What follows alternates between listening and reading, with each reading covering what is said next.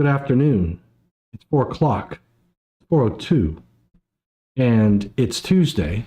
This is the third time I've gone live today. And I'll tell you why I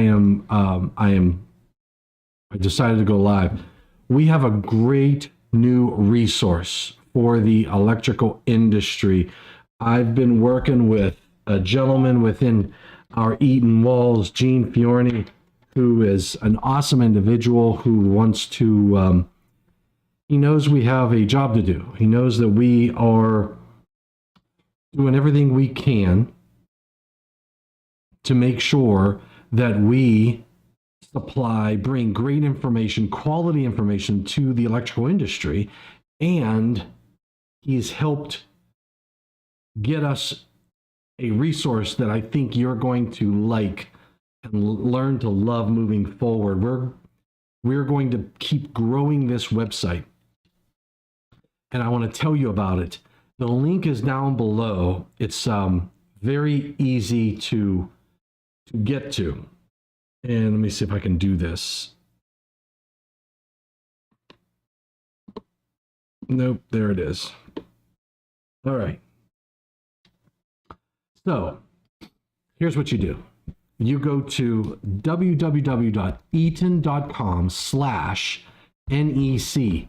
You know what NEC stands for? National Electrical Code. You hit enter, and then you have a online guide. You have an online guide to NEC 2023 code changes. We're going to have a pocket guide coming out soon. I believe it's going to the printers and all that jazz. I love the pocket guide, but I'll tell you where my heart's at is right here for this online resource, because it's going to be a living, breathing document. We're going to continue to grow this online experience with videos, with information. We're going to tie, here's what the code is saying, and then here are the products and solutions that help you meet the NEC requirements. So, and then Jerry O'Connor and John McCamish working on the code adoption. We're going to find out, we're going to have a resource for the industry on what states are doing what. And these guys are some of the best in the industry. So I'm excited about this resource.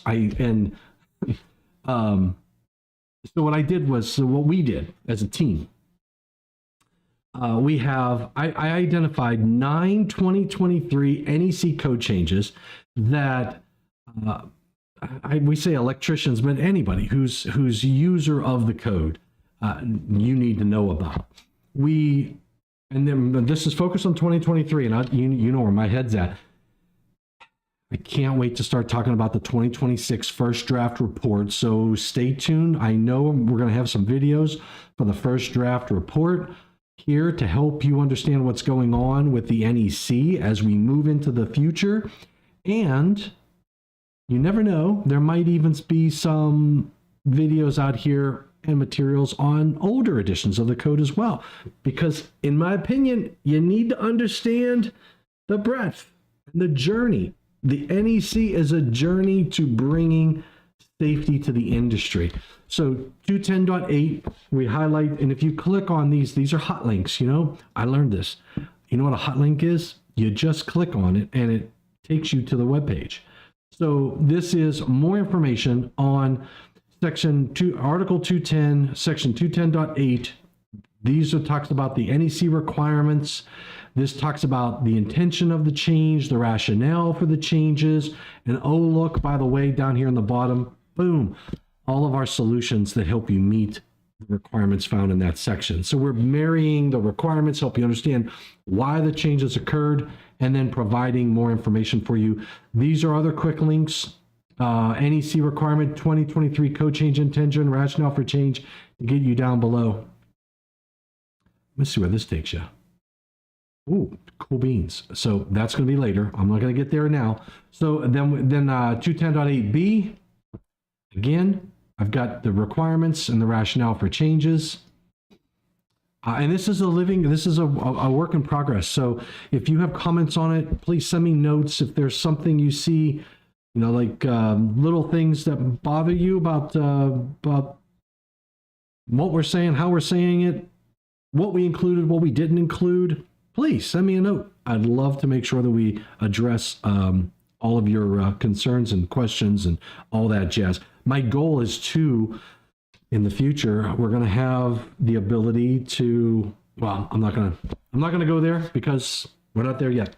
So 210.8A, B, D, and E, surge requirements. We're covering 230.67, 215, 225.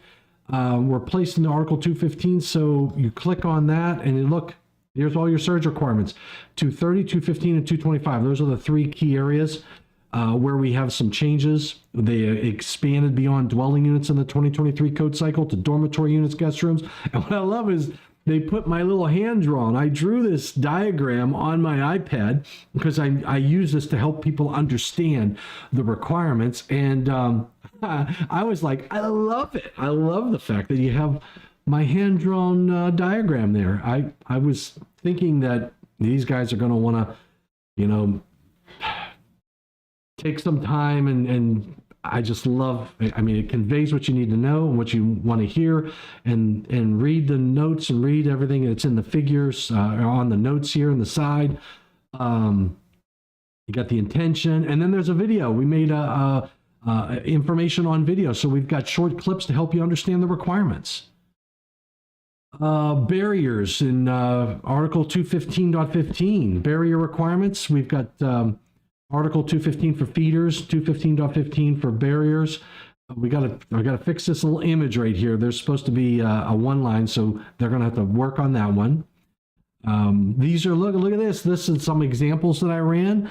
And if you've watched any of my programs online on my YouTube channel, you'll recognize some of these graphics because I tried to help people understand the impact that when you have a transformer, I don't care if it's a 1-to-1, whatever the ratio is, doesn't matter. That first piece of equipment on the secondary of a transformer, high incident energy, which increases the risk from a severity perspective, and we have requirements for barriers. Take a look at that. And then one of my favorite products right here, the breaker integrated transformer. You can link right to it. I love this stuff. Man. Cybersecurity, another big one of my top 9 changes. Cybersecurity, first time cybersecurity hit the National Electrical Code.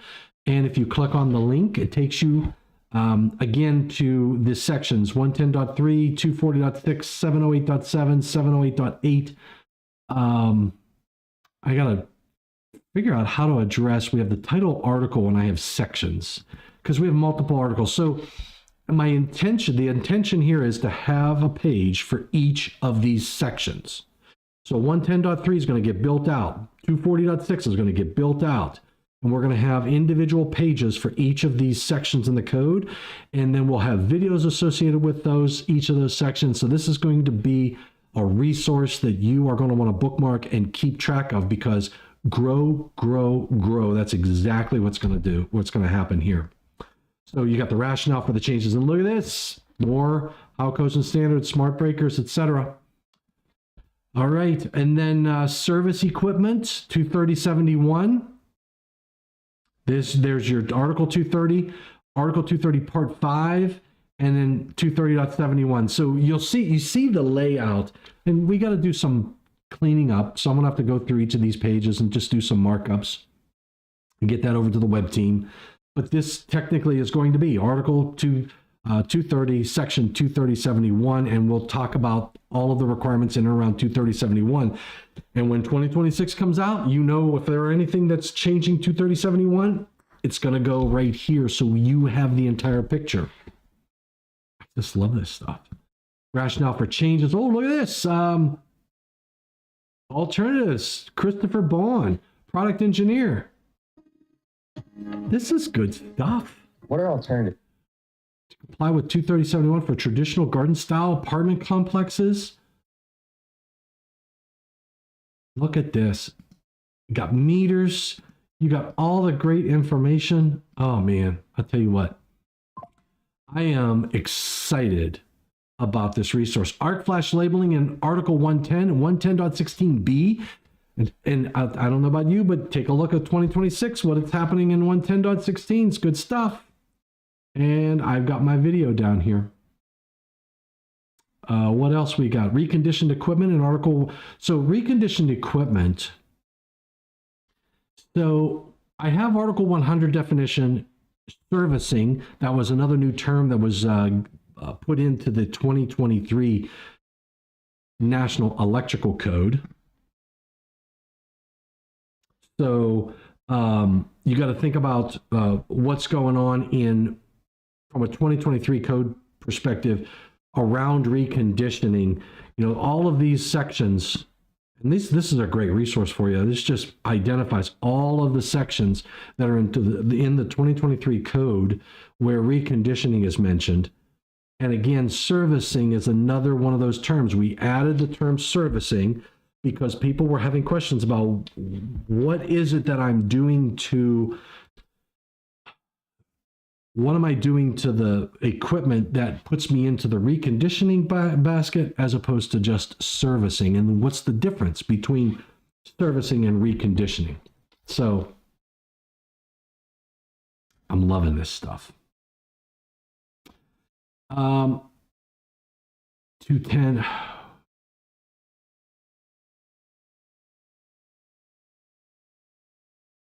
Tomorrow. I don't know when I made this meeting for.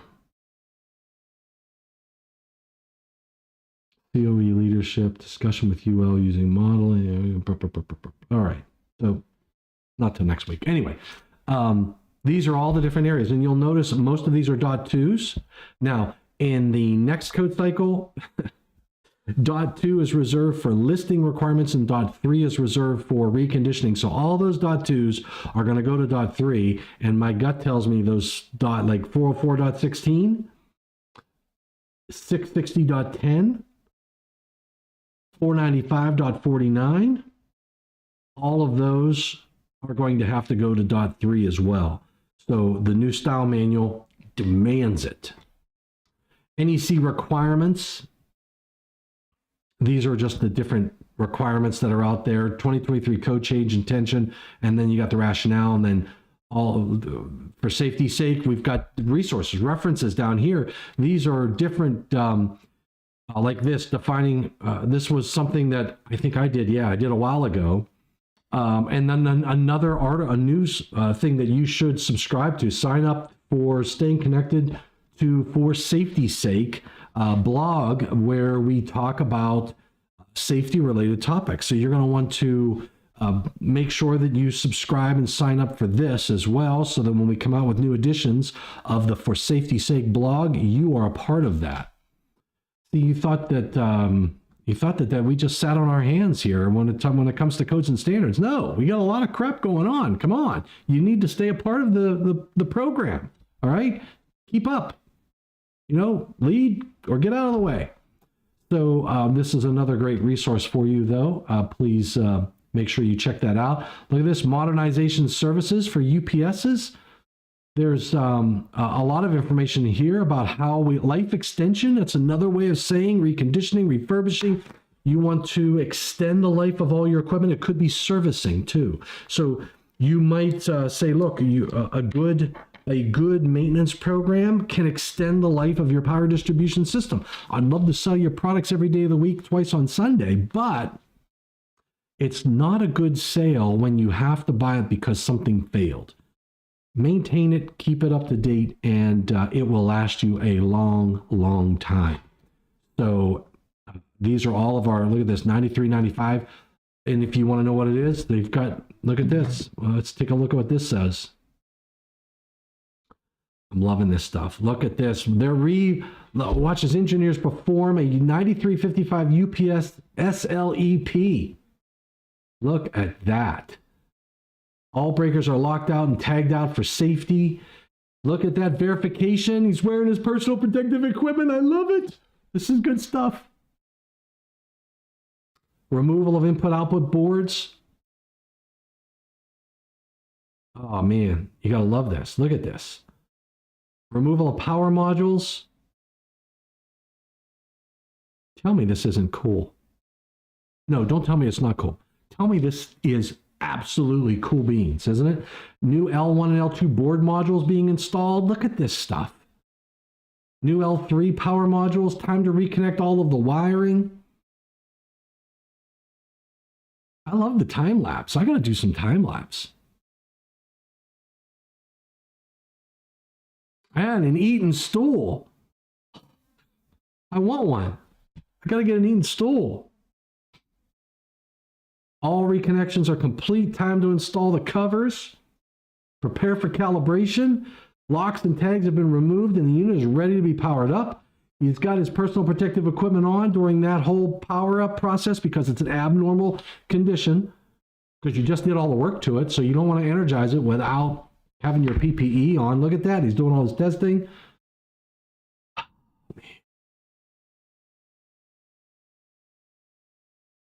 And then it is good to go for another 10 more years. So,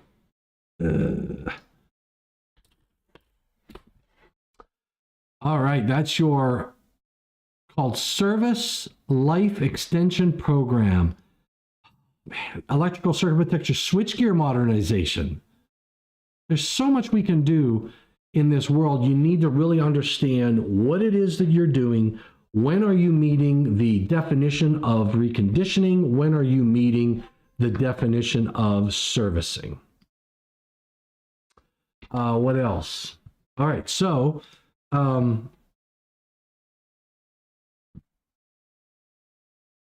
reconditioned equipment. Receptacles in islands and peninsulas. 210.52 saw a lot of changes in the 2023 code cycle.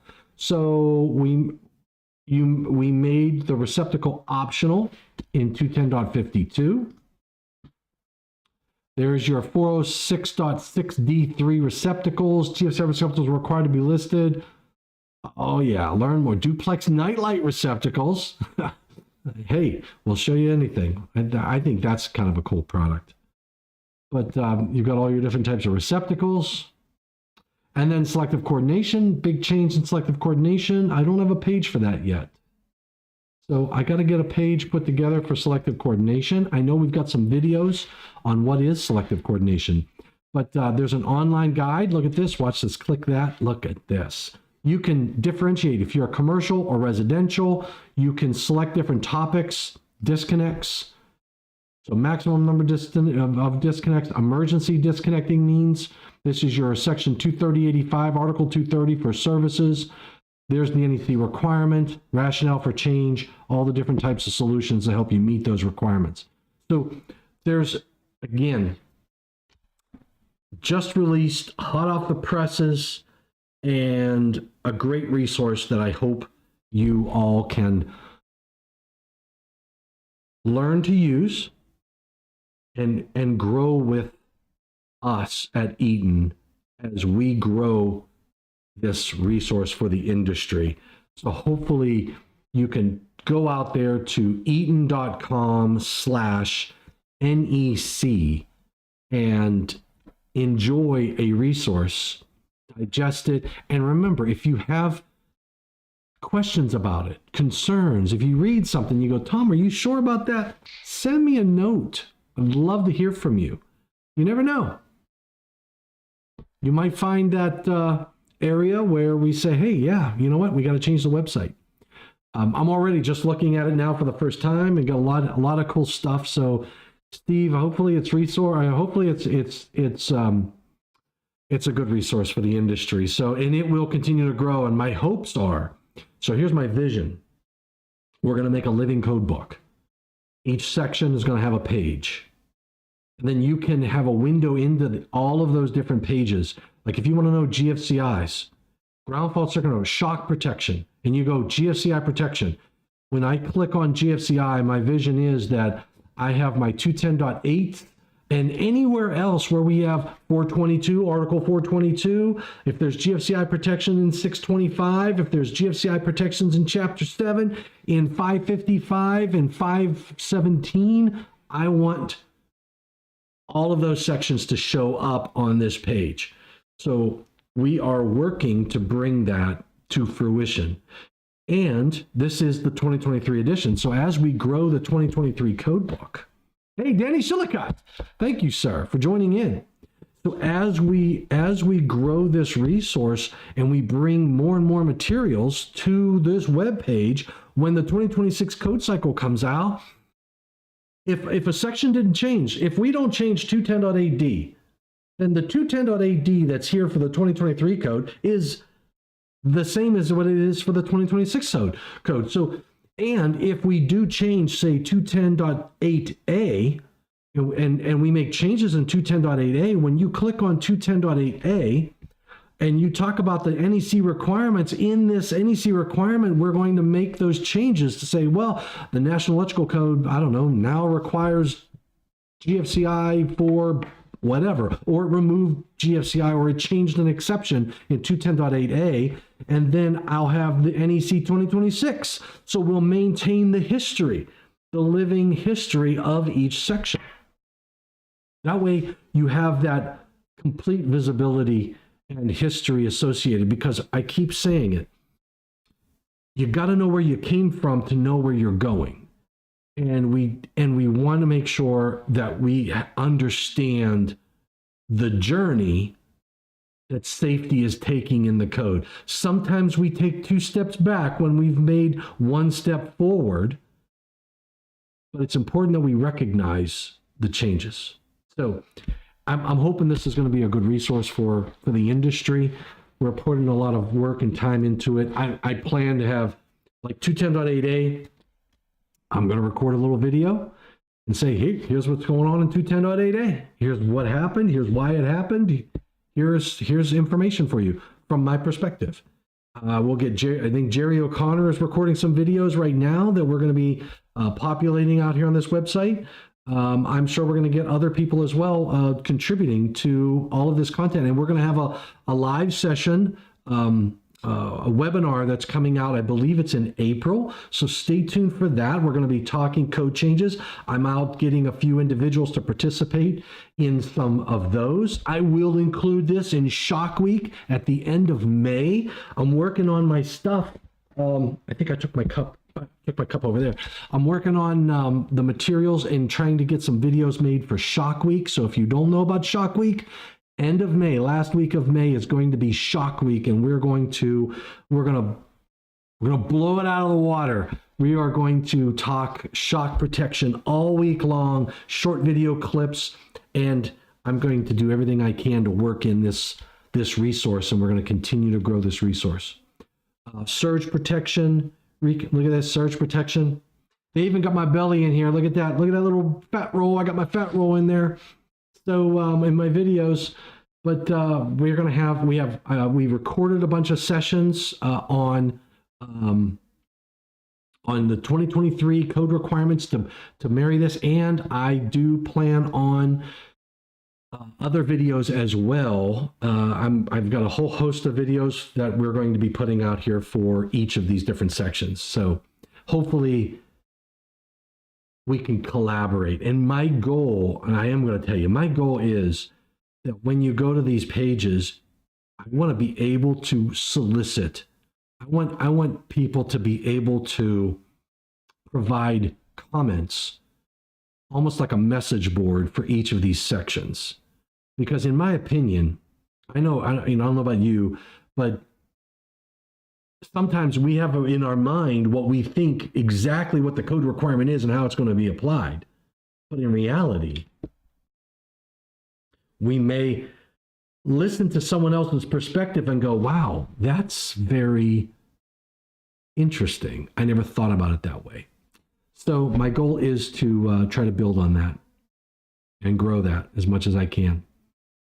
All right, so I wanted to make sure that everybody had this. The link is down below, up above, left or right, depending upon what platform you're on. Navigate through here, take a look at some of the videos, take a look at some of the resources that we have available.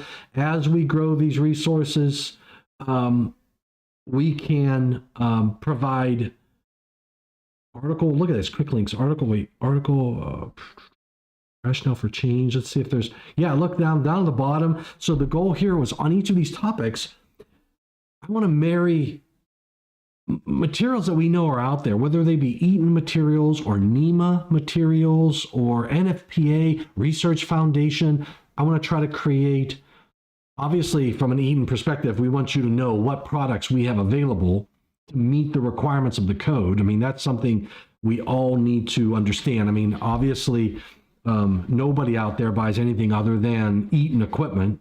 I mean, I get it. I know that there would be, you wouldn't make that mistake. So, but it's great to have it all in one spot. Look at this, build up cybersecurity services. We have cybersecurity services from EATON. So you can learn about what are the resources that you have available from an EATON perspective. Oh, wait a second. I'm not even showing the screen. Look at that. There it is. Look at these cybersecurity services offering deep cybersecurity expertise. We make infrastructure security work. Look at all these. What does TSA cybersecurity order mean for you? EATON delivers enhanced connectivity and cybersecurity innovation for backup power technologies. Look at this. Locate a representative. I mean, we have everything that you could possibly imagine. You know what I want to do is I want to go back to the main page. I want to go to eaton.com/NEC, and I want to go to the state code adoption map. Oh, it takes you to the NFPA. All right, so this takes you straight out to the NFPA's resource. So boom, there it is. So it takes you to a great resource for understanding the state by state, all of the different code requirements, all the different states and what the changes are being adopted and all that good stuff. So there we go. Great. And then I got the pocket guide that's coming. All right. Pocket guide, online guide. We already saw that. Let me see what else. We've got each of these. I got the top 9 changes. EATON Certified Contractor Network. Is your state still NEC changes? We already talked about that. So here we go. This one here is near and dear to my heart. EATON Certified Contractor Network. When I came up with this idea for this program, I was frustrated because at the time I was the product manager for AFCIs and GFCIs, and I can't tell you how many times I would go to talk to people who dealt with existing homes, and contractors, just the electrician comes to the house to replace a receptacle. And my thought process is, hey, when you go in there to replace a receptacle, this is your opportunity to educate the homeowner. You're not a car salesman. You're not selling something they don't need. You are educating them on the things that they could include in their home to increase safety. You should be doing a safety test. When you go into the house, say, look, I'd like to do I'd like to go through and just test all your GFCIs. I'm going to go into I want to go to the bathrooms. I want to go to the kitchen. And if you find out they don't have GFCIs, hey, let me tell you about this life-saving technology. Things like that. There's ways that we can increase safety in existing dwelling units. So I remember we were having a meeting and I made the statement. I said, you know what? We need to have our own contracting business from an EATON perspective. And I said, I know that's not going to work, but we can create a program where we help contractors, train them, educate them on the products, make them the best in the industry when it comes to technology and what services they can be providing their customers. We can give them marketing expertise. If I was a small electrical contractor, electrician dealing with existing homes, and I have got 1 truck or 2 trucks, or I got 1 vehicle and I've got 3 guys or 1 guy, or it's just me, I may not have the expertise to say I need to create a brochure. Boom. That's what we do. So we created the Electrical Certified Contractor, ECCN, EATON Certified Contractor Network. Show details. Safari warns when website has certificates. Visit the website. There it is. EATON Certified Contractor Network. Holmes, we got Mike Holmes supporting it and helping us educate people on the technologies and what the certified contractor network is and all that jazz. It's grown so much since that first meeting so many years ago. It's pretty good. I'm excited about it. So if you're an electrician, you're an electrical contractor out there, and you say you want to be a part of the ECCN, it'd be awesome.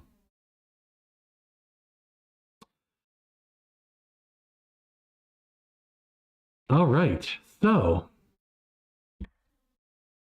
we've got a lot of resources for you from an EATON perspective. So hopefully I'll see more of you in the future. I wanted to share all of these resources with you, and I really appreciate all that you do for the electrical industry. And together we're going to make a difference in electrical safety. We can save lives together as long as we take the time to educate. All right?